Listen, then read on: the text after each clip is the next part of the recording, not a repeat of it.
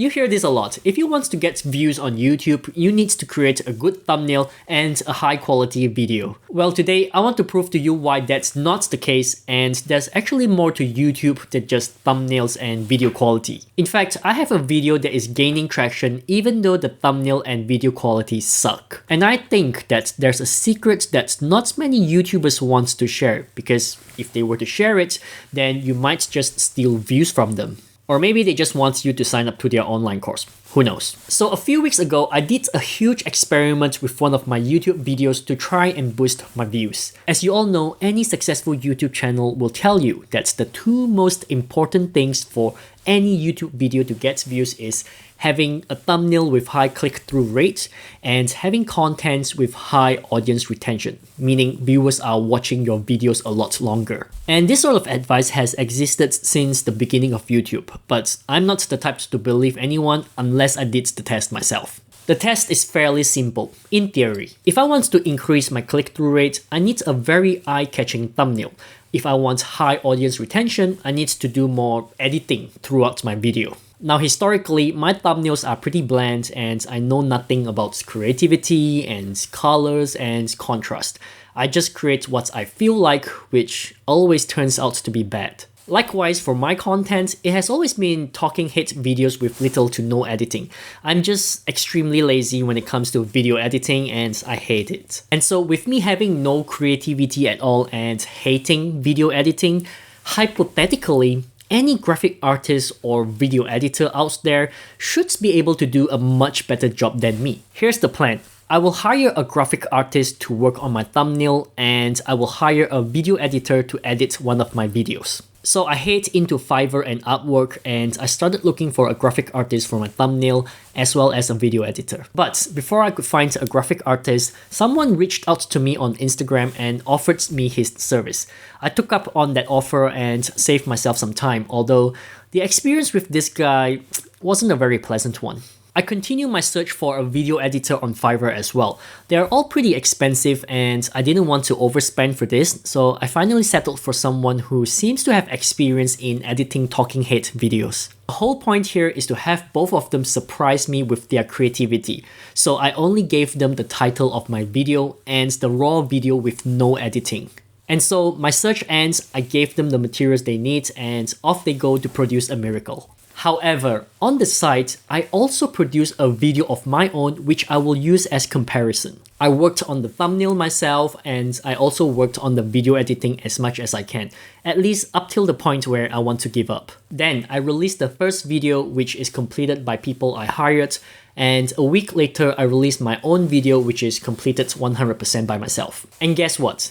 The result is astonishing. The video that I outsourced, it was actually pretty good. There were lots of graphics, lots of editing, lots of transitions, and it certainly is very engaging. It is very different from what I usually create. The thumbnail is also well done, high contrast, and it stands out. Now let's take a look at the analytics.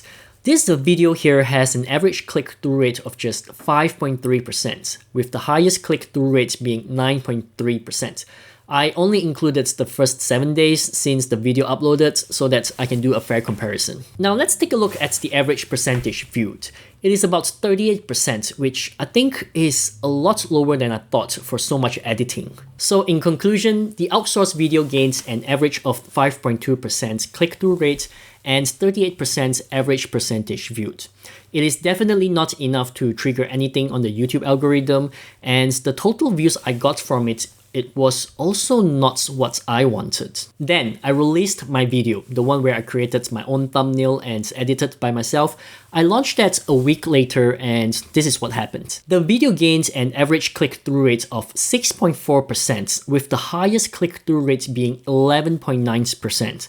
Again, this is only the first 7 days since launch. My average viewed percentage is 34%, which is more or less the usual. And in conclusion, my video gains an average of 6.4% click-through rate and 34% average percentage viewed. But this video has gained thousands of views so far, but the video that I outsourced, it did not even hit 1,000 views yet. So what does this tell me?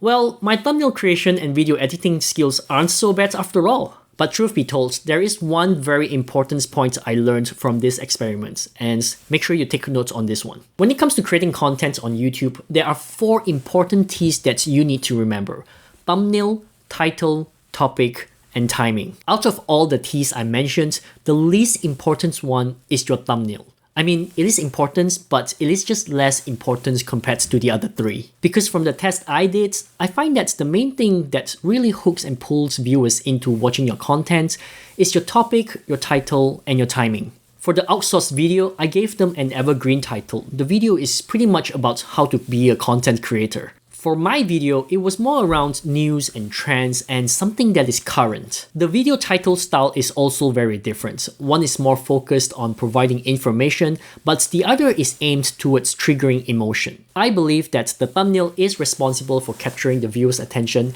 in 1 second as they scroll through their feed.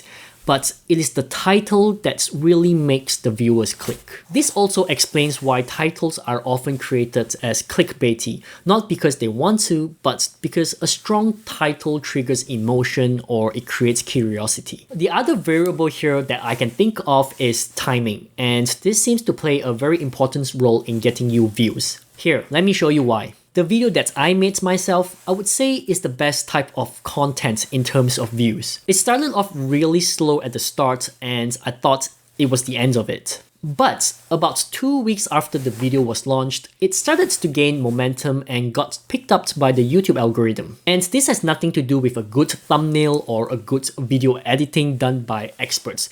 I did not change the thumbnail at all. I left it alone thinking it is just going to die off like the rest of my videos. This type of video momentum is the most ideal to me because if I can create more videos like this that gains consistent views, then my channel's growth will be within my control. So what did I do to make this happen? Well, if I want to sound like an expert, I'll tell you that it is the thumbnail and the title. But if I were to be honest with you, I have no clue, but I do have a bit of data to share with you that might just explain why this happened. So let's take a look at the title. Do you think this title is actually searchable at all? No, no one will search for this. So this, in some way, kind of says that searchable titles are not the way to go. Don't get me wrong, searchable titles work, but it just isn't as powerful as having your videos suggested. And if you look at my analytics, the majority of my views are coming from browse features, which is pretty much appearing on viewers' home feed. I think that's what we want our video to get into. But why did that happen and how? Like I said, I am not 100% sure, but here's my guess. When I dive deeper into my analytics, I noticed this video is appearing when people search for Nate Black. And the videos that are suggesting my content are also somehow related to Nate Black. So, if I'm correct, to get consistent views on YouTube, a few things need to come into place. First, most important one, timing. I released my video a week after Nate left Channel Makers, and Nate has a lot of followers, and my video somehow got tagged along with it. In other words, I was leveraging on Nate Black's name. Second, title. The title I have is, honestly, the most random one I have ever thought of with little to no keywords. However, it does trigger emotion, it does create curiosity, and I deliberately make it sound urgent by adding exclamation marks. So maybe that's why viewers are clicking on it. And third, thumbnail. Whilst I think thumbnails play the least role in getting picked up by the YouTube algorithm, it is still important to capture viewers' attention. And I think that because I have Nate's face on my thumbnail, it instantly makes it more recognizable than, say, the word Nate Black. Or maybe the AI is able to detect who that person is in my thumbnail? So in the end, I think most YouTube gurus love to give advice on focusing on improving thumbnails, but they don't really talk about how to create a compelling title, and they don't really talk about leveraging on trends. I mean, I don't blame them. A compelling title should trigger emotion and curiosity, so it isn't something they can advise easily without first understanding what your video is all about. Likewise, for trends, well, If everyone is going to jump on trends, then that would just increase their competition, am I right? But anyways, that's just my thoughts. I hope this video helps you out, and if it does, give it a like, help me push it into the YouTube algorithm. That's all from me in this one. Subscribe if you haven't, and I'll see you soon.